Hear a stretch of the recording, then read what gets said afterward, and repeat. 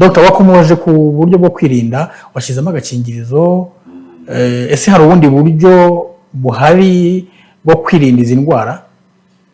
Kwirinda izi ndwara zandurira mu mibonano mpuzabitsina harimo na virusi itera sida ubundi tuzihuza n'uko zandura.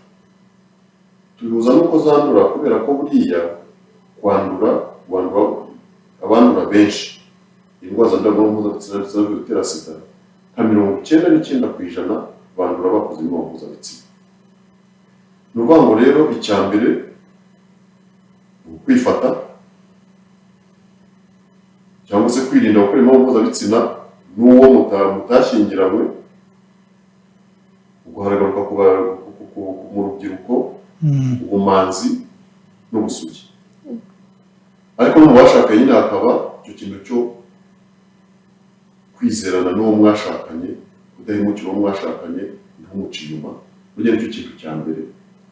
Ubwa kabiri rero nyuma yo kwirinda imibonano mpuzabitsina itemewe cyangwa itarateganyijwe, hakazaho n'ibiyo mibonano mpuzabitsina kuko ibaye kwikingira. Kwikingira burya ni ikintu gikomeye cyane cyane ko aka gakingirizo tuvuga mu Rwanda dufite agakingirizo k'abagabo hakaba n'agakingirizo k'abagore. Byumvikane ko uwashaka akamubereye yakoresha akariko kose. Ariko no mu utwo dukingirizo tw'abagore n'utw'abagabo harimo amoko menshi. Hari utw'umutuku, hari utw'ubururu, hari utw'iki, bitewe na kwa kundi abantu bakurwa n'amabara runaka, rwose ibara umuntu ashaka yaribona.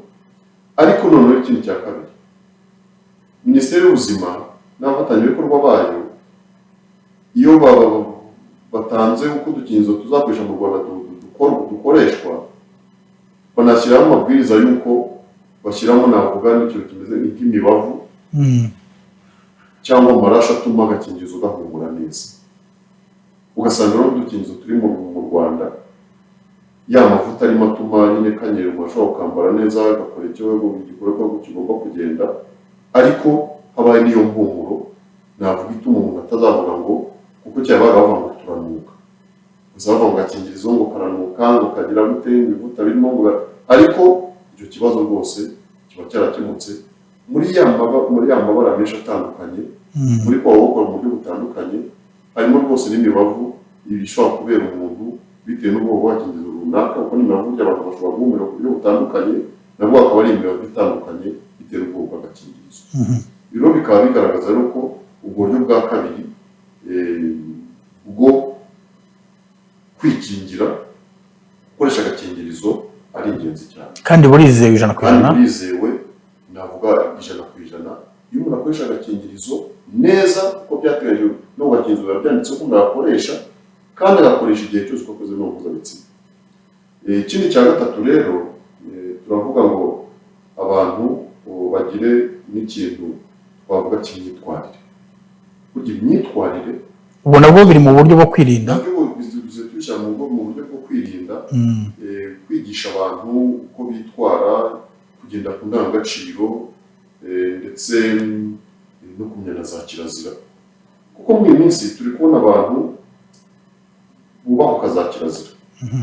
Muri kubibona ugasanga umuntu mukuru yakoresha imibonano mpuzabitsina umwana muto cyane hariya, kuko ari imibonano mpuzabitsina wenda akoresheje umuntu utaragera no mu gihe cyo kwikorera imyanya ye itarakura, kuko hazazamo kwanduzwa za ndwara na virusi itera sida by'umwihariko, kuko imibonano mpuzabitsina irakomeretsanya, kuko wa mwana aba ataragira imyanya ikuze ubu yashobora gukora imibonano mpuzabitsina. Cyangwa se tugasanga ukuntu bigenda bigaragara abantu bafata abandi ku ngufu. Burya ihohotera rishingiye ku gitsina naryo ryongera buriya bwandu bwa virusi itera indwara zandurira mu mibonano mpuzabitsina, kuko iyo mibonano mpuzabitsina ikozwe abantu batabyiteguye batanabiteguye, hakabamo uretse wenda no gukomeretsa umuntu no kugira ngo ariko nyine nuko makuru imibonano mpuzabitsina yari atabyiteguye, usanga ibibazo bikomeye cyane. Noneho rero navuga ko mu kwirinda hari n'izindi ngamba zishobora guturuka wenda ko umuntu yayanduye, ko muzi ko umuntu ashobora kwandura virusi itera sida mu mibonano mpuzabitsina, ariko tuzi ko n'umubyeyi ashobora kuyanduza umwana amutwite ari mu nda cyangwa amubyara cyangwa se amwonsa. Ariyo mpamvu kuko n'igihugu cyashyiraho ingamba zikomeye cyane zo kurinda ubwandu bwa virusi ya sida bwagira ku mwana buturutse ku mubyeyi. Aha ngaha rero ubwo hazamo ababyeyi cyangwa abakobwa kudatwara inda atabiteganyije. Kuboneza urubyaro burya nayo ni inkingi ikomeye cyane mu kurinda indwara zandurira mu mibonano mpuzabitsina ndetse harimo na virusi itera sida. Kuboneza urubyaro birahura bite rero? Ko ni ukuvuga ngo ni kutabyara utabiteganyije kandi kubyara nyine ni gukora imibonano mpuzabitsina. Ariko noneho kuboneza urubyaro, uri mu kuboneza urubyaro uko bamuha uburyo bwo kuboneza urubyaro bamuha n'amakuru kuri virusi itera sida.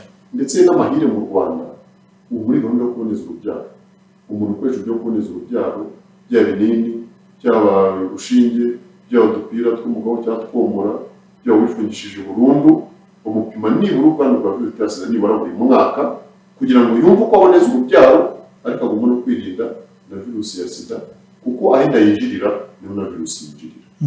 Ikindi rero ni uko nk'ababyeyi batwite bo bagomba gupimwa virusi ya sida uko bagiye gupimisha inda ndetse n'ababateye inda nabo bakabazana cyangwa bakabatuma kugira ngo nabo bapimwe kugira ngo bakingire wa mwana ntihagire rwose kuzavukana virusi itera sida iturutse ku mubyeyi.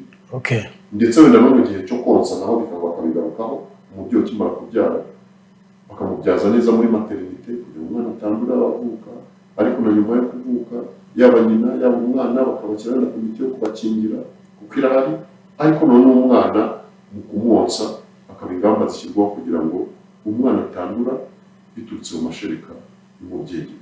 Naho niyo bavuga ati umubyeyi wese mu Rwanda niyo yonsa umwana amezi 6 ya mbere ntagire ikindi amuvangira. Kugira ngo ikintu gikomeye cyane cyane no by'umwihariko ku mubyeyi ufite ubwandu bwa virusi ya sida ni ukuvuga ngo we wa mwana uri konka amashereka kuko ashobora kuba twa virusi ahubwo dushobora kugenda mu mashereka. Iyo dusanze bari kumuha n'amazi n'amata asanzwe n'iki byose byendeye kumuha ku ruhande bijya gutuma hariya mu muhogo mu gifu mu mara hajya kubamo nk'udusebe dutoya duterwa n'icyo kintu n'ibyo bihari kumwe. Twa dusebe duto twa virusi duke twinjiyemo tukaba twakwinjiramo tukanduza umwana. Igihe tumundi abantu bagomba kwitondera muri ya mezi 3 ya mbere y'ubuzima bw'umwana akonga nta kintu umuntu amuvangiye bijya bituma nabwo atandura virusi itera sida iturutse ku mashereka. Noneho n'ibindi rero ugasanga byo bikwenda bicika mu Rwanda kubuza abantu gukoresha ubuvuzi bwa magendu. Cyo abantu bajya kwiteza inshinge za magendu cyangwa se bakajya kwikuza iryinyo cyangwa se bakajya gucira irimi n'iki byose twatubyumva. Ibyo nabyo byakwanduza ibikoresho bidasukuye kandi bamara kwikoresha ku muntu bagahita bagikoresha no ku wundi akaba yakwandura nka virusi itera sida. Ndetse haba hagiyemo n'ibikorwa bimwe na bimwe wenda bakora mu Rwanda tujya tubibona nko gusiramura abantu b'igitsina gore nabo bakaba bakoresha igikoresho bagikoresha kuri umwe bakaba bagikoresha ku wundi bikaba byateza ubwandu bwa za ndwara zandurira mu mibonano mpuzabitsina harimo na virusi itera sida.